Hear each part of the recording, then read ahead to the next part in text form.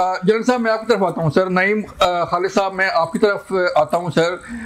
DJI पर ने बड़ा वाज़ेह तौर पर ये बयान दिया है कि हम कोई जो है ना तो फ़लस्तीन है, ना पाकिस्तान अफगानिस्तान है, और ना ही इंडिया जो है अमेरिका है, और ना ही इजराइल।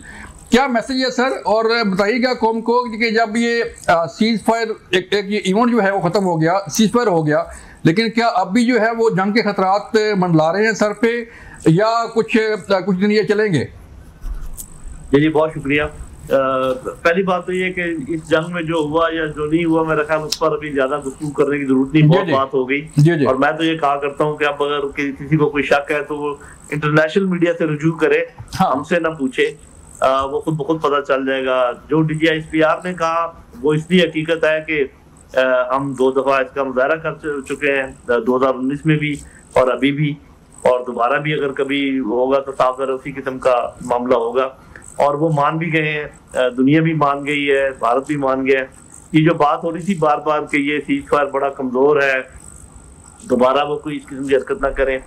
देखिए मेरा अपनी असेसमेंट ये है कि ये जो हमने चौथे दिन जो कार्रवाई की, ये सिक्का बंद तरीके से हमने अपना डिटरेंस रीस्टैब्लिश किया है। ये ऐसे नहीं है कि मतलब ये सीज फायर इसलिए नहीं हुआ कि जी किसी की भली मानसी थी या किसी ने एहसान किया है। ये पाकिस्तान ने अपने जोरे बाजू से मनवाया है सीज फायर। अगर ये बात हमारी समझ में आ जाए तो फिर दूसरा सवाल पूछने की कोई जरूरत नहीं रहती कि फिर क्या सीज फायर होल्ड करेगा या सीज फायर होल्ड नहीं करेगा। बिल्कुल इंशाल्लाह होल्ड करेगा, कम से कम 6 महीने से 1 साल तक होल्ड करेगा, ये मेरा अपना अंदाजा है। साफ जरा वो बहुत ज्यादा तैयारियां उन्होंने शुरू कर दी हैं, जो सुबकी हुई है वो उनके लिए काबिल बर्दाश्त है। लेकिन मेरा अपना ख्याल है कि जितनी जल्दी वो ये बात समझ जाए कि पाकिस्तान के साथ अभी आपको बराबरी की सतह पर बातचीत करनी पड़ेगी, और पाकिस्तान अब नया पाकिस्तान है इस मार्के के बाद। वो पहले वाला पाकिस्तान भी इनके काबू में नहीं था, लेकिन इसके बाद तो बिल्कुल कोई शक शुबे की गुंजाइश नहीं रहेगी। तो मेरा नहीं ख्याल कि जल्दी कहीं दोबारा कोई शरारत होगी। और जहां तक ये बातचीत का ताल्लुक है, वो ठीक है से निकलने की कोशिश जरूर कर रहे हैं। शुरू में वही भाग कर गए थे, सीज फायर भी उन्हीं के कहने पर हुआ है। लेकिन जिन लोगों ने सीज फायर किया है उनके वो भी उनसे पूछेंगे कि भाई ये क्या है, ये कौन सी बात है कि पहले आप आगे घुटनों को हाथ लगा रहे थे, अभी कहते हो कि हम बात नहीं करेंगे। तो जरूर बात करेंगे और सीज फायर इंशाल्लाह होल्ड करेगा। और कोई नई शरारत जो है उसके लिए उनको वक्त दरकार है, इतनी जल्दी ये मुमकिन नहीं है इंशाल्लाह। जनरल साहब, जॉर्ज सलीम साहब मैं आपकी तरफ आता हूँ सर। एक तो कमेटी हमने बनाई है, वज़ीर-ए-आज़म ने, भुट्टो ज़रदारी साहब उसको लीड कर रहे हैं, और एक कमेटी जाएगी पूरी दुनिया में और अपना केस जो है वहाँ पे प्लीड करेगी। एक तो सर बताइएगा कि जो सफारती सतह पर हमें कामयाबी हासिल हुई है, या हम डायलॉग करने जा रहे हैं सीज फायर से, अगला स्टेप जो है डेफिनेटली वो डायलॉग होगा, तो उसमें क्या पाकिस्तान किस तरह जो है अपना केस लेके जा सकता है, और दुनिया इसमें सर कैसे इसमें इंटरव्यू कर सकती है? जी बिल्कुल। देखिए एक तो खैर ये है कि सबसे पहले तो इंडिया का, क्योंकि ये नैरेटिव जो है, जो उनका बयानिया था इस बार, बिल्कुल आपने सही कहा कि वो कोई इस बार उसको कोई ट्रैक्शन नहीं मिली, दुनिया ने उसको माना तस्लीम नहीं किया, और वो काफी हद तक नाकाम रहे अपने इस ऑब्जेक्टिव में कि दुनिया को फिर एक बार बेवकूफ बनाए कि ये हमेशा इल्जाम मात सिर्फ लगाते हैं, सबूत कोई देते नहीं है, जबकि वो खुद दहशतगर्दी में मुलव्वस है पाकिस्तान में। ये तो खैर हम सबको पता है, बहुत से मुल्कों को भी पता है। लेकिन इस चीज को प्रोपेगेंडा इतना ज्यादा करते रहे डिसइंफो लैब्स के थ्रू, और दूसरे जाहिर है कि उनका एक दुनिया में वेट है, इकोनॉमिक भी, और उस सारे को अपना जो स्ट्रेटेजिक जो वेट है उसको भी इस्तेमाल करते रहे। लेकिन इस बार वो हुआ नहीं। और आपने सही कहा कि अभी जो कमेटी बनी है पाकिस्तान की तरफ से, लेकिन आप देखें कि उसके मुकाबले में इंडिया ने भी एक बनाया अपना, उन्होंने भी इसी तरह की एक कमेटी तश्कील दी है, और वो बहुत सारे मुल्कों में जाके, तो इस वक्त एक सफारती, जिसे आप कह सकते हैं ना कि एक सफारती कॉन्फ्लिक्ट है, एक बयानिए की जंग है जिसको कह सकते हैं, और वो बहुत अहम होती है। वो देखिए कि अब जब ये कॉन्फ्लिक्ट अपने अरूज पे था, तो उस वक्त जिन मुल्कों ने इसमें बहुत अहम रोल अदा किया डी एस्केलेशन के लिए, वो कौन से ममालिक थे? सबसे अहम तो अमेरिका था, फिर उसके बाद जो दूसरे थे, सऊदी अरब भी उसमें एक्टिव था, तुर्किया भी था, यूएई भी था, यूके के भी देखें अभी, और उनके वजीर खारजा यहाँ से होके गए हैं, बहुत सारे मुल्क, चाइना ने इसमें बहुत अहम जो है ना वो भी जाहिर है कि उनका रोल था।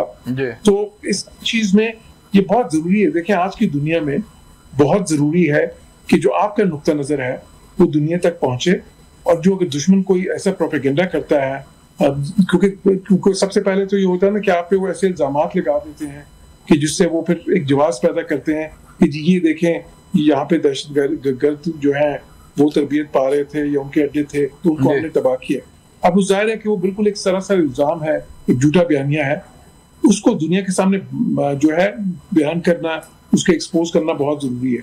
दूसरी चीज ये है कि जो उन्होंने एक दहशतगर्दी की है, जिसको आप भी दहशतगर्दी कह सकते हैं, जो उन्होंने सिंतास मुआहिदा जो है उसको उन्होंने अपने तय उसको उन्होंने कहा कि हमने सस्पेंड कर दिया या हमने उसको इन अबेयंस कर दिया, जो कि वो नहीं कर सकते क्योंकि उसमें तो ऐसी कोई क्लॉज ही शामिल नहीं है। लेकिन देखिए वो कितना खतरनाक है, बिकॉज पानी जो है, पानी तो जाहिर है कि जिंदगी के लिए अशद जरूरी है, इकोनॉमी के लिए अशद जरूरी है, फूड सिक्योरिटी के लिए अशद जरूरी है। तो उसको अगर वो बंद करें या इस तरह की कोई चीजें करें, जिस पर हमने खैर साफ कह भी दिया है कि अगर इस तरह की कोई चीज आप करेंगे तो उसको हम एक एक्ट ऑफ वॉर के तौर पे लेंगे। लेकिन अब ये दुनिया के सामने भी ये बताना बहुत जरूरी है कि वो कितनी खतरनाक इस वक्त जो है ना एक गैम्बल कर रहे हैं, अब जो कितने खतरनाक हरबे इस्तेमाल कर रहे हैं। फिर साथ ही साथ कश्मीर का जो मसला है, सबसे जो अहम मसला है, जिसपे इतने साल से देखें कितनी दहाइयां हो चुकी हैं, और जो असल वजह है इस पूरे खिते में जो आज तक अमन और सलामती नहीं आई, जो आज तक एक खुशहाली नहीं आई, और ये खिता पूरी दुनिया से पीछे रह गया है। देखें आज भी ये लीस्ट इंटीग्रेटेड रीजन है दुनिया का, इसमें आपस में ट्रेड ही नहीं है, सिर्फ 5% ट्रेड जो है इस खिते की आपस में है। इसी तरह कनेक्टिविटी भी कोई नहीं है। इसी तरह ये जो चैलेंजेस हैं, क्लाइमेट चेंज के चैलेंजेस हैं, उसमें भी ये खिता में ताउन नहीं करते सारे मुल्क। और उसकी वजह क्या है? इसकी सबसे बड़ी वजह तनाज़े कश्मीर है, क्योंकि उसकी वजह से पाकिस्तान और इंडिया जो दो बड़े मुल्क हैं, जब तक ये मसला कश्मीर नहीं हल होगा उस वक्त तक ये चीज़ें आगे नहीं बढ़ेंगी। एक तो हमने पूरी यूनिटी के साथ ये जंग लड़ी और पूरी कौम मुसल्लह अफवाज के साथ खड़ी थी, सियासी जमातें खड़ी थी। तो सियासी जमातों के अंदर हमने देखा कि पार्लियामेंट के अंदर भी जो है वो यूनिटी, एक इत्तेहाद जो है हमें नजर आया। तो इस इत्तेहाद को बरकरार रखने के लिए हुकूमत क्या कर रही है कि तमाम सियासी जमातें जो है अपने दुश्मन के सामने एक हों, एक मुत्तहिद होकर वो चलें? हुकूमत तो उससे पहले सियासी महाज पे भी कोशिश कर रही थी।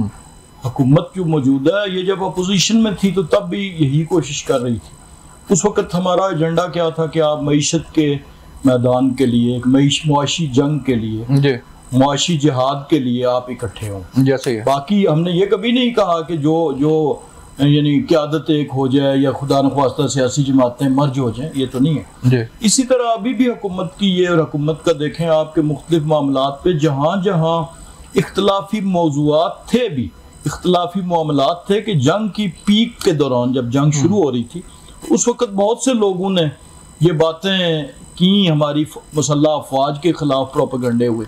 लेकिन हुकूमत की पॉलिसी फिर भी यही रही कि इफ़हाम व तफ़हीम के साथ हम एक होकर और करे, और कौम ने उसका सबूत दिया। और इसका जो सबसे बड़ा जामिन है इस इत्तेहाद का, विज़ा विज़ इंडिया या visa विज़ any enemy of Pakistan, वो सबसे बड़ा जामिन पाकिस्तान के अवाम है। अगर किसी सियासी लीडर ने, चाहे वो दरमियानी सतह का लीडर हो, चाहे वो टॉप लीडरशिप हो, या किसी सियासी जमात ने इस इशू पे जाकर के जब पाकिस्तान मुश्किलात से दो चार हुआ, स्पेशली विज़ा विज़ इंडिया, यानी ये तो वो कौम है कि जब कहीं हिंदुस्तान के खिलाफ हम मैच हारते हैं तो ये टीवी सेट तोड़ देते हैं। जी ऐसे ही है। तो ये कैसे तवक्को रखी जाती है? यानी जो उनकी अपनी मिल्कियत होता है, जो पैसों से खरीदा गया होता है, और धाड़े मार मार कर रोते हैं। तो ये तो इजाजत नहीं देंगे किसी सियासी जमात को कि वो इस मौके पर टेर फिर करे। तो ये इसका जामन सबसे बड़ी जो है वो कौम है। लेकिन हुकूमत ने बहरहाल वो तमाम एहतियाती तदाबीर इख्तियार की कि जो किसी सियासी जमात को, अपोजिशन जमात को ये बहाना ना दे कि वो इस जंग के इस पीक पे कोई बहाना करके तो कोई ऐसी बात करें, कोई ऐसा कदम उठाएं जो पाकिस्तान के इस नाजुक मामले में, नाजुक हालात के अंदर पाकिस्तान के लिए खतरनाक साबित हो या पाकिस्तान के लिए मुश्किलात का बाइस बने। बिल्कुल ऐसे ही है राय साहब।